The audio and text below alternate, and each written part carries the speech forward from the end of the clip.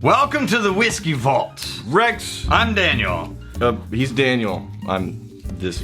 And today we've got... Yeah, you threw it off. It's just all wrong now. It's all wrong. I started it. You like starting it. I'm the starter. I'm the proactive You're one. the... Oh, I crumpled up my notes. The vigorous young go-getter. Ransom the Emerald American whiskey. That's from David Thompson, who's a magnificent... David Thompson, you magnificent bastard!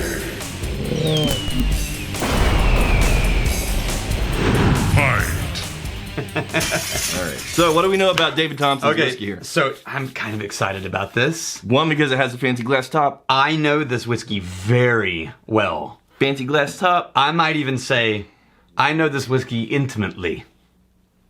Oh, Lord. I can see to its soul. It's like a kaleidoscope. And I saw that it was good. You just put yourself as... I'm not even going to go there. Okay, so the thing I find about these glass top ones is that little thing is very... Oh, no, they're on for real. Yeah. Yeah. So here's why I'm excited about this. I'm excited about this because about 2 years ago, I was at District Kitchen on St. Pat's. Yeah. And I went in, and instead of getting my normal whiskey, I saw this way up on a top shelf, hidden and dusty. Sure. I said, what's that? And I said, oh, it's this company in Oregon that makes an Irish-style whiskey. Yeah. And I was like, well, it's St. Pat's. Let me try an Irish-style whiskey made by an American just to see what happens. Yep. I fell in love with it instantly. I then went through, over the next 2 years, about 4 bottles of it. I'm the only one who orders it at that place. Okay. And they always keep backstock now, because when I go out, I order the Emerald. And so they always have it in, because that's what I order when I go to District. Yeah. And I'm pretty sure I'm the only one who drinks it. But I have had this at District Kitchen every time I've gone and been able to drink for 2 years. Okay. Now, smells lovely. You put it under my nose blind. I'm not saying Irish whiskey. So this is Irish style. Irish style. American whiskey. Yes. And there's like pot stills involved. What's going on here to make it Irish style? So it's pot still. Yeah. There's unmalted barley. Okay. Right? Like Irish style. Yeah. And then 2-row malted barley. And then there's some rye and oats in this. Now, here's where they got... This is the coolest thing ever. Because I'm getting that barley is jumping out of the glass. Oh, yeah. Now, here's the thing. There's a guy, his name is David Wondrich. Okay. Wondrich. Wondrich. Wondrich. Yep. Anyway, he is a scholar. Yeah. He researches ancient cocktail and alcohol recipes. Sure. And finds them in the old manuscripts and things like that. He found this recipe for an Irish whiskey from Ireland dating back 100+ years. Oh, wow. And they used that recipe to make this whiskey on really small French alembic pot stills, direct fire pot still. That's about as hardcore as it gets. No, you got to babysit that thing. Yeah. So you don't burn stuff. And they don't use any of the computers or anything. They just making all the cuts on sight and smell. So on the nose, I'm getting very much the barley grain. That shows up in spades with this lovely floral honey mixture. Floral honey and then the barley graininess. It does feel like have you ever made your own little granola bar type things? And where you bind together all the oat stuff with honey and then it solidifies? And it turns into little granola chunk things? Are you a hippie? I'm something fixie bike. No. Yeah. No, I was in a bakery where they used to make these things, right? And so you get these piles of all the different grains that they would put into this, along with maybe some berries or some chocolate. The granola graininess with the... and then they would coat the whole thing in honey, and that would form it. Yeah.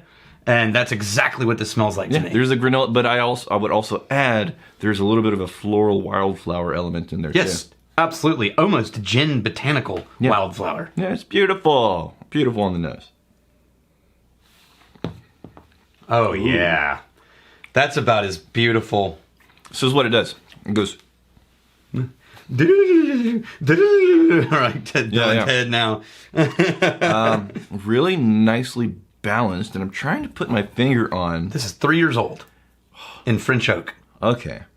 3-year-old whiskey, and it tastes glorious. What state were they doing? This is Oregon. Oregon, okay. Yeah, man. The more I get into whiskey, the more hopeful I am. Not even hopeful, it's beyond hopeful. Optimistic. Glad I am to see that there can be whiskeys that are relatively young, right? Just a handful of years, that are amazing. Because the very first approach was like, okay, well, I gotta get into something at least 12 years old before it's even going to be good, and I don't want to bother with anything. No, glorious things. And it's much more simple on the palate than it is in the nose. The nose has all this complexity. It's combined. It's baked together. It's baked together. Yeah, it's the finished product, and so it's this really cohesive, dense mid-palate honey with little accents of grainy notes and things like that on the edges. But it's very pretty. And it doesn't go loud and high, and it doesn't even get close to approaching any kind of spiky, bitey part. But it just 43.8%. wide. It spreads out those flavors. Just wow, yeah. 43.8% alcohol. So it's a little bit on the low side for that. Yeah. But here's the thing. I'm actually kind of relieved right now. It's beautiful at 48. Because I've always loved it in District. Yeah. And I've always wondered how I would feel about it somewhere else. Oh, really? But I've never tried it anywhere else. Yeah, I'm sure you're getting food and so I'm getting some perspective now. Yeah. And I still love it. That makes me feel pretty good.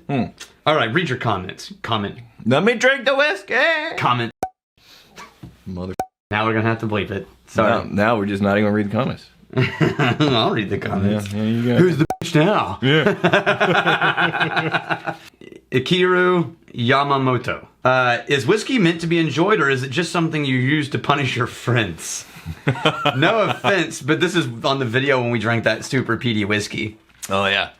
No offense, but Daniel's a peaty nutter. Sort of like those folks who eat Carolina Reaper hot sauces and try to blather on about fruit notes while crying and snotting down their face. It seems this sort of stuff is better suited to a Jackass video than any discussion about whiskeys you may want to try. He's getting Jackass video from this channel? Hey, you're on the wrong channel, Akira. Hey, Akiru.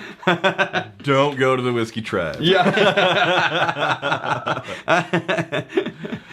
So, here's the thing I'll say about peaty whiskeys, because for some people, it is, I think it's a very good comparison to the experience that people get from hot sauces, where it's overwhelming and it's challenging. And it's like, oh my gosh, this is just too much. And some people really enjoy it, and other people are like, what are you doing? Yeah. You nutter is the word he used. Yeah, that's great. Must be from across the pond. Yeah.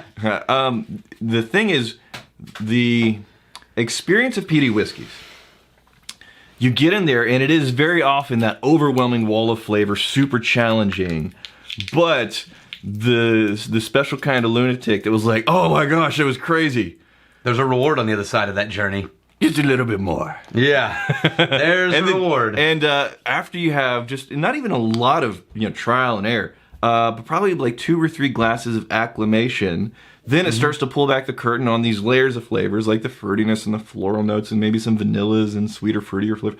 That starts to be revealed, and it becomes this really interesting flavor adventure. And challenging is not really the name of the game for most peaty whiskeys at this point. Unless something is like, so, like the volume's cranked to 11. And you can't keep coming back to it without it starting over every time. Yeah. Yeah, I think there's a reward. The vast majority of like Islas and Islands and Campbelltowns even, it's not challenging anymore. There's a reward to giving somebody time. Yeah. To learn to love them. People and things. Yeah. And so I think when something first presents as a little bit standoffish, but you persevere, then it opens up. That somehow, in my brain, it feels like a more rewarding experience. It's like you're describing me. As opposed to someone who was just easy to love from the very beginning. You want a hug? Here's to fighting, stealing, and drinking. I just think we got another comment, Daniel. No, I'm not going to let you bail. I feel so uncomfortable right now. No! I'm going to let you bail. Just, where are you going, Daniel? Just over here. We got, suck my thumb. Harazgazi Badass. Huh. Mr. Badass, let's say. Okay. Can we put whiskey in the refrigerator? Sure.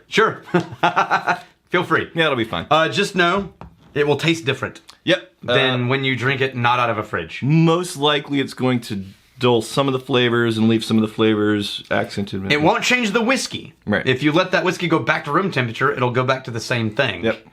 It will change your perception of the whiskey at those various flavors. Here's to fighting, stealing, and drinking. If you fight, may you fight for a friend. If you steal, may you steal ever sergeant. And if you drink, may you hug Daniel. Ah! Hey, thanks for hanging out with us in the Whiskey Vault. Don't forget to throw in a like, hit that subscribe button on the bottom right, and drop a question or comment down below.